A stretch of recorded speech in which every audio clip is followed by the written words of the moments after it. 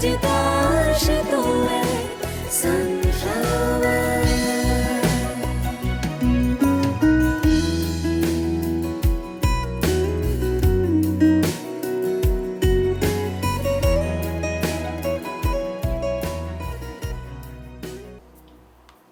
Hello. Hello Samir, আমি ইফতেখার আলম বলছি। শুনুন, আপনি আগামীকাল বিকেলে আমার এখানে চলে আসবেন।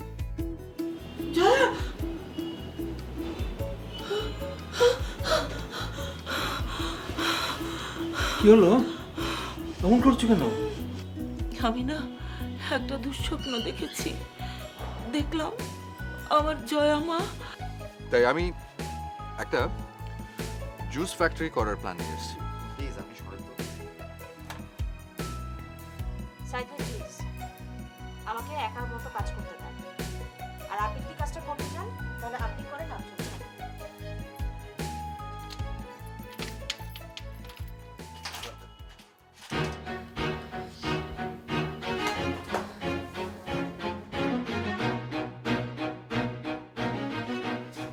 সাইদ ভাই, সাইদ ভাই,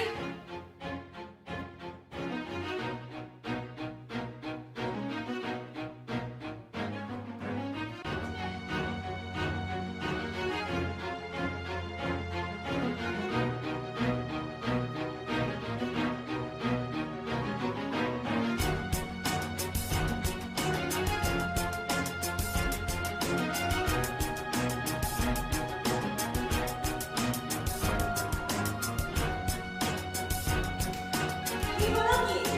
আর সিঁড়ির লাইট কে বন্ধ করলো?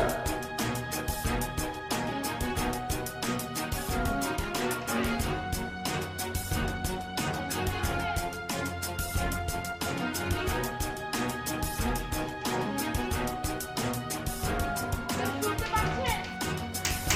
সাইদ ভাই প্লিজ দরজাটা, কে কে এখানে? এখানে কে? কে বাবা? আমি বিউটি আপা। জয়া আপা? হ্যাঁ, আমি পুরো আটকা পড়ে গেছি, দরজাটা খুলতে পারি, শুনতে পাচ্ছি না। আপা আপনি একটু শান্ত হয়ে বসুন, আমি লাইটটা জ্বালিয়ে দিচ্ছি আর নিচ থেকে চাবিটা আনছি। আপা হ্যাঁ প্লিজ যাও।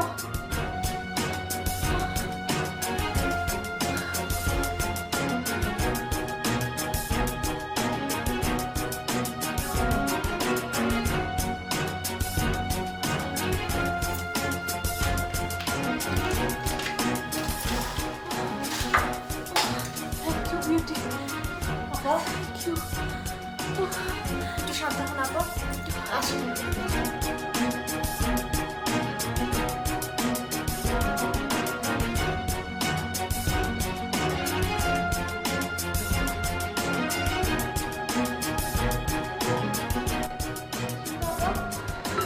আপনি একটু এখানে বসেন, একটু শান্ত হয়ে বসেন আপা।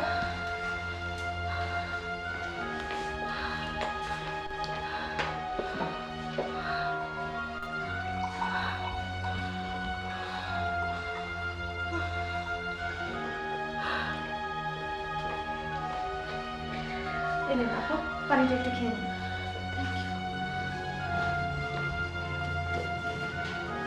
দরজাটা কিভাবে লক হলো আপা? জানি না। কতক্ষণ আটকা পড়েছিলেন? ঘন্টা খানেক। আপনি যখন কাজ করছিলেন তখন কি কেউ এসেছিল আপা? একটু মনে করে দেখেন তো।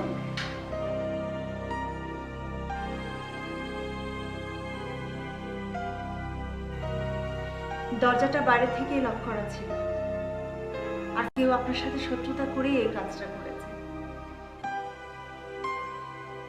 এই হাসপাতালে সাইদ ভাইয়া ছাড়া এই কাজটা কেউ করে না।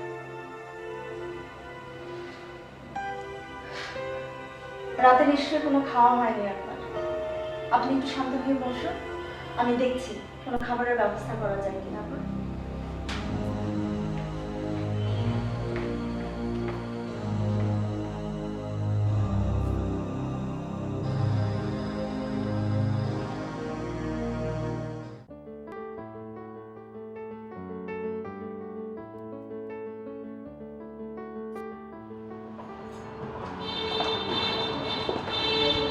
আয়া দুষ্টুমি করো না, দাদু কিন্তু এক্ষুনি চলে আসবে।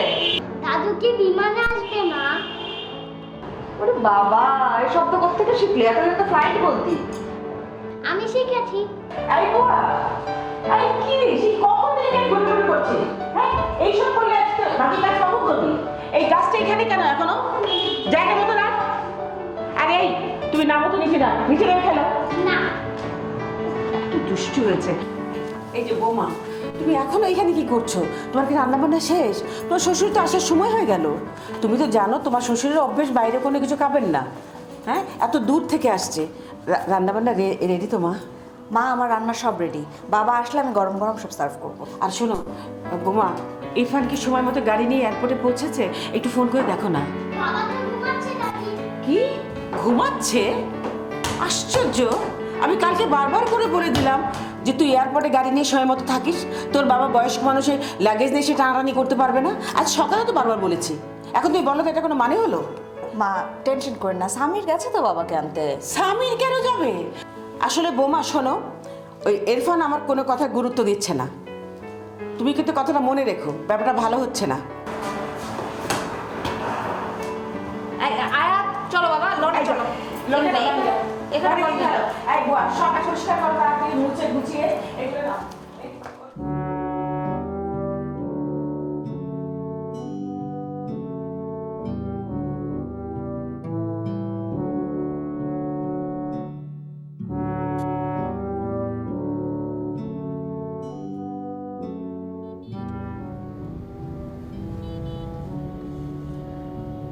ঢাকা তোমার কেমন লাগছে সামির? ভালোই লাগছে চাচা। শুধু চাচি একটু বেশি শাসন করে ফেলছে, তাই না? চাচি কখনো শাসন করে না। চাচি সবচেয়ে বেশি যেটা করে সেটা হচ্ছে দুশ্চিন্তা বড় চাচা, সেটা তুমি খুব ভালো করে জানো। আরো একটা আছে, সেটা হয়তো তুমি খেয়াল করো, অভিমান। আসলে বিষয়টা কি জানো, মানুষের যখন বয়স বাড়ে, মানে আমাদের মতো বয়সে আসে, তখন তো মানুষের জীবনে খুব একটা চাওয়া পাওয়ার কিছু থাকে না। তখন মানুষ পায় হচ্ছে ভয়, মানে মানুষজনকে হারানোর ভয়, মানুষ বিশেষ করে কাছের মানুষের কাছ থেকে দূরে সরে যাওয়ার ভয়, একা হয়ে যাওয়ার ভয়, প্রিয় মানুষের কাছে গুরুত্ব কমে যাওয়ার ভয়, আর সেখান থেকেই অভিমানটা আসে। কিন্তু বড় চাচা তুমি হচ্ছে একদম অন্যরকম। মানে বয়স তোমাকে না, তুমি বরং বয়সকে নিয়ন্ত্রণ করছো। আমি সবসময় তোমার কাছ থেকে সাহস নেই। সেটা তোমার নিজের যোগ্যতা সামি।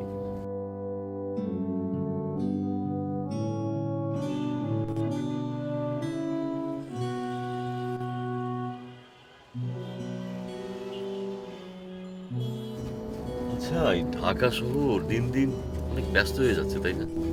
তাছাড়া উপায় কি বলো? এই শহরে টিকে থাকতে হলে প্রতিদিন নিজের যোগ্যতা প্রমাণ করে তারপরে টিকে থাকতে হয়। একদিন একটু আলসেমি করলে তো অনেক পিছিয়ে গেলে। এই কম্পিটিশনে পড়েই তো আসলে সব সর্বনাশ হয়ে যাচ্ছে। আসল কাজটা কেউ করছে না, সবাই শুধু কম্পিটিশনেই মেতে আছে। ইরফানও যে এই দলে মিশে যাবে সেটা আমি আগেই জানতাম। আমি যে ঢাকায় এলাম এই খবর সে জানে বলেই মনে হয় না। তুই মন খারাপ করো না, আমি আছি তো। হ্যাঁ, তুমি তো আছোই। ইরফান আমাকে বাবা বলে ডাকে, আর তুমি আমাকে ডাকো চাচা। দায়িত্ব কর্তব্য তারই তো অনেক বেশি থাকা উচিত ছিল, তাই না?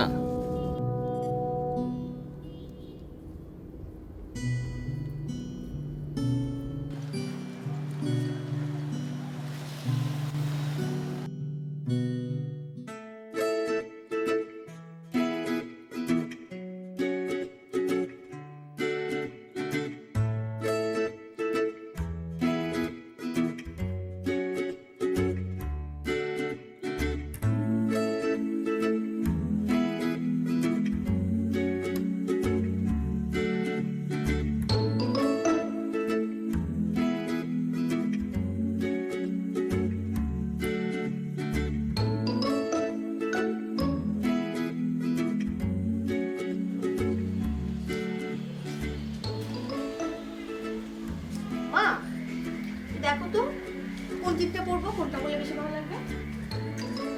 তোকে তো সব কিছুতেই মানায়। Thank you so much. তাহলে এটা একটু পরে দেখি কেমন লাগে। তুই কি কোথাও আজকে একটু কাজল দিব, একটু দিব। তুমি প্লিজ কিছু বলো না মা। কোথাও যাচ্ছিস তুই? মানে কি মা, তুমি ভুলে গেছো আজকে কোথায় যাবার কথা আমার? আজকাল তোমরা আমার কথা কে ভুলে গেছো?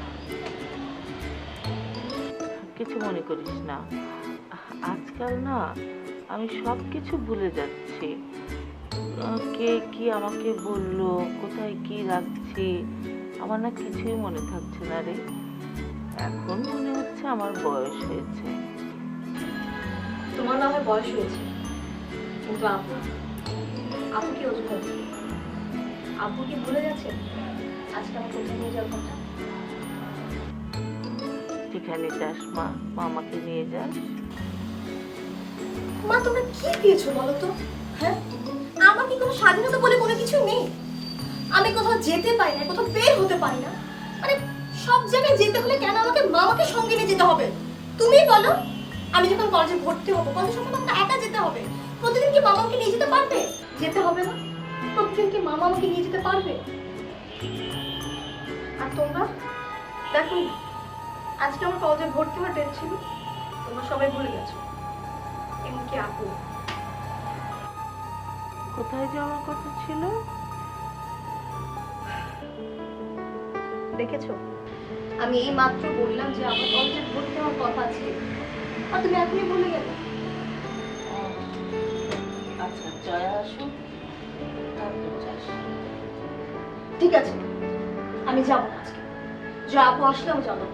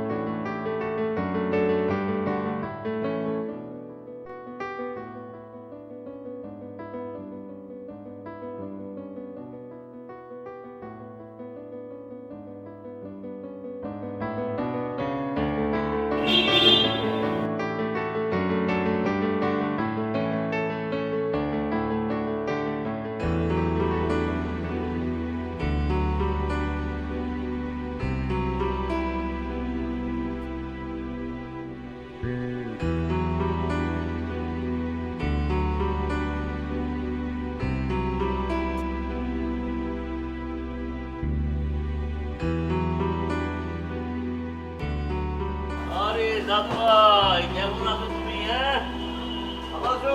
ভালো আছো? আরে ভাই, কেমন আছেন বাবা আপনি? আমি তো ভালোই আছি। আমি দেখতে এলাম যে তোমার শাশুড়িকে তুমি এমন কি সুখে রেখেছো যে ফিরে যাওয়ার নামটা পর্যন্ত নিচ্ছে না।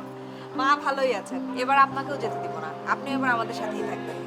আপনারা থাকলে আমাদের সাথে আমাদের যে কি ভালো লাগে বাবা। আচ্ছা, এখানে এরকম গুমোট হয়ে আছে কেন? হ্যাঁ, মানে রোদ আসে না? সামির, এই গাছের ডালগুলো না মানে একটু ছেঁটে দিতে হবে, ছোট করে দিতে হবে, একটু ব্যবস্থা করতে হবে, নাহলে পরে তো এগুলো বাড়বে না, তাই না? হ্যাঁ হ্যাঁ আসলে আচ্ছা বাবা, হ্যাঁ। এসে মাত্রই এগুলো নিয়ে চিন্তা ভাবনা শুরু করে দিলেন। আগে চলেন ফ্রেশ হবেন, পরে এসব নিয়ে কথা বলবো। হ্যাঁ, দাদু ভাই, দিদি বলো বাড়িতে এত চেঁচামেচি কেন? কি হয়েছে? আরে বাবা, আরে তুমি চলে এসেছো? আরে তোমাকে রিসিভ করার জন্য তো আমার এয়ারপোর্টে যাওয়ার কথা, আমি রেডি। তো হঠাৎ শুনি যে সামির চলে গেছে, তখন আর মানে রাস্তায় কোনো অসুবিধা হয়নি তো না? তোমাকে ছাড়া জীবনে আমার কোনোদিন কখনো অসুবিধা হয়েছে? হ্যাঁ, হ্যাঁ, চলো চলো তোমা। আর শোনো, ওই লাগেজগুলো নামানোর ব্যবস্থা করো, আর মাছ আছে ওগুলো কাউকে বড় দাও। আসো দাদু ভাই, আসো আসো।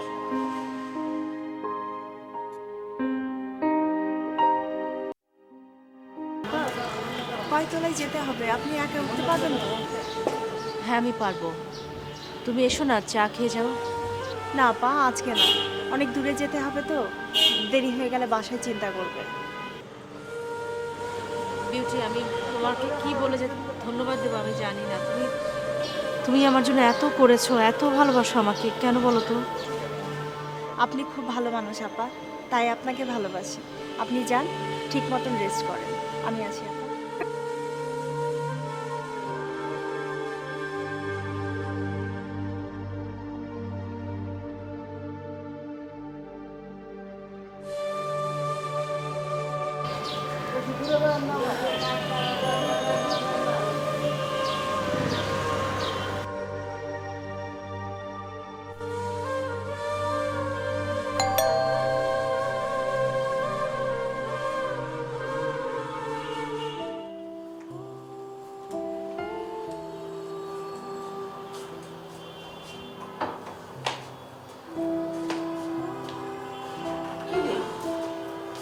এত দেরি করলি যে? হসপিটাল থেকে বের হয়ে অন্য কোথাও গিয়েছিলি? তোমাকে ফোন করে বললামই মা, ফিরতে দেরি হবে, বাড়ি খাও।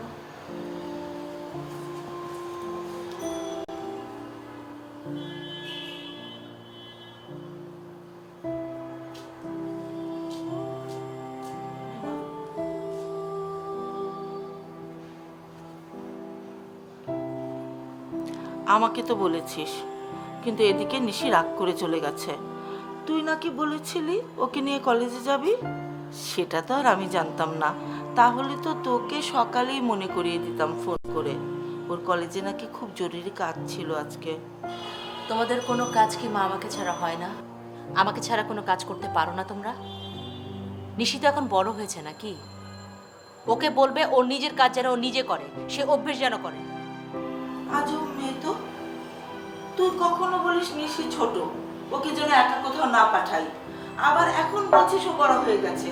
আমি কোন কথাটা মা শুনবো? প্লিজ এখন তর্ক করো না, তোমার তর্ক করতে একদম ভালো লাগছে না। সরো।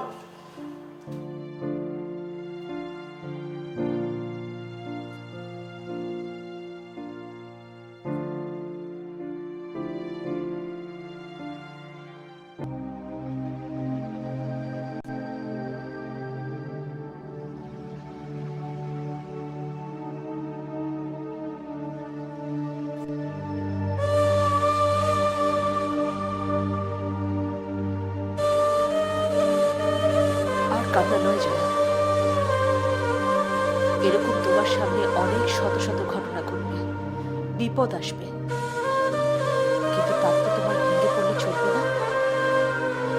স্বপ্ন পূরণের জন্য তোমাকে এগিয়ে যেতেই হবে। তোমার অনেক কাজ, অনেক দায়িত্ব। আজ থেকে এই দিনটি তোমার। সৃষ্টিকর্তা তোমার সাথে আছে, তোমার পাশে আছে। জয়ী তুমি হবে।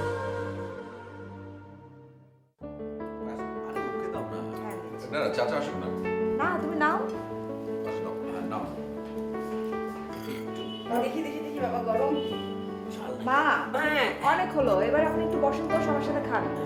তোমার শ্বশুরকে ডেকেছো মা? হ্যাঁ আমি ডেকে এলাম তো। আমি দেখি আমি মা। আমি ডেকেছি বাবা, চলে আসবে।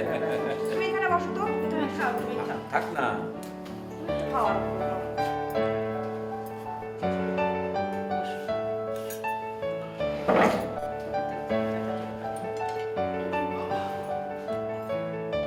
আমি টিভিতে একটা প্রতিবেদন দেখলাম, পিরোজপুরের কিছু যুবক ফলের বাগান করছে রাস্তার পাশে। মানে গ্রামের দুপাশের রাস্তায় মাইলকে মাইল জুড়ে ফলের বাগান, আম, জাম, কাঁঠাল, এইসব। সবচেয়ে বড় ব্যাপার হলো তারা কিন্তু এগুলো ওই ঠিক ব্যবসার উদ্দেশ্যে করছে, প্রকৃতির প্রেম থেকে। সেটা কেমন বাবা? মনে করো মৌসুম শেষে ফলগুলো পায় তারা, সেগুলো সব বিক্রি করে না, অল্প কিছু বিক্রি করে। বাকি ফল তারা গ্রামের মানুষের কাছে, গ্রামবাসীর কাছে বিলিয়ে দেয়। আর বিক্রি করে যে পয়সা পায় সেটা দিয়ে নতুন চারা কেনা হয় আর গাছগুলো রক্ষণাবেক্ষণ করা হয়। আচ্ছা, খাবার টেবিলে বসে কি শুরু করলে তুমি? কতদিন পর সবাইকে নিয়ে একসাথে খেতে বসতে পারলে। খাও। অনেকদিন পর বসতে পেরেছি বলেই তো ভালো কথা বলছি। এই কথাগুলো ওদের শোনা দরকার, বুঝলে সমীর?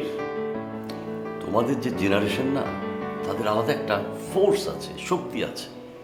কিন্তু আমার কেন যেন মনে হয় সেই শক্তিটা না পুরোপুরি ব্যবহার হচ্ছে না, ব্যবহার করা যাচ্ছে না।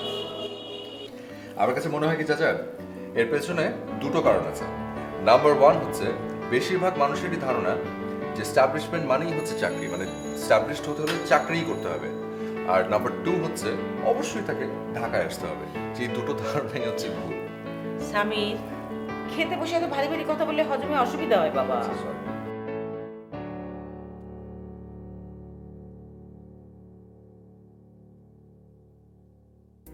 বুঝতে পেরেছি, মানে ওই জয়া মেয়েটার কথা তো। হ্যাঁ, খুবই ভালো মেয়ে, খুবই ভালো, দেখতে দেখতে ভালো। হাসপাতালে ছোট একটা সমস্যা হয়েছিল। আমি সকালে যখন হাঁটতে বেরিয়েছিলাম তখন লতার সঙ্গে আমার দেখা, সেই আমাকে সব কিছু বলল। আপু, তোমার একটু রেস্টের প্রয়োজন। যেভাবে পরিশ্রম করো, তোমার পরিশ্রমের কথা চিন্তা করলে আমার নিজেরই ক্লান্তি লাগে। আর বলো না, ফেসবুকে একটা বিখ্যাত একটা নিউজ দেখলাম, একটা ভয়ে যেন কেমন লাগছে। কি দেখেছো ফেসবুকে? আরে মেক্সিকোতে কোন একটা ফ্লাইটে নাকি একটা সাপ পাওয়া গেছে। হ্যাঁ, একদম জলজ্যান্ত গ্রিন ভাইপার।